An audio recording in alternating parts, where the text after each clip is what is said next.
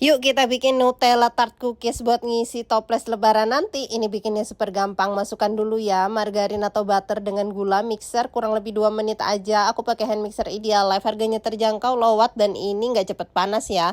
Lanjut kita masukkan bahan-bahan lainnya. Takaran lengkapnya kalian bisa cek di caption. Mixernya nggak usah lama-lama ya. Terus kita masukin meses, aduk aja pakai tangan kayak begini. Ambil, habis itu kita gilas yang rata ya, ketebalannya sesuaikan selera masing-masing. Nah, kalau udah digilas, terus saatnya kita cetak. Aku pakai cetakan yang seperti ini ya. Kalian bebas mau ganti kayak juga nggak apa-apa. Nah, kita lakukan sampai selesai, dikeluarkan seperti ini.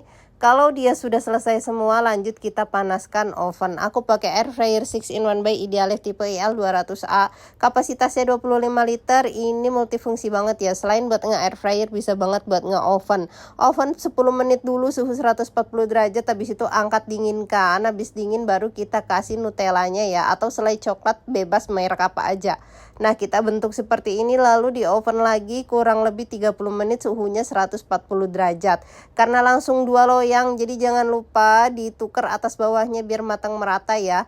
Air fryer ini juga recommended banget ya bun ya buat bikin kue lebaran, bisa langsung 2. All cookware aku beli di Idealife.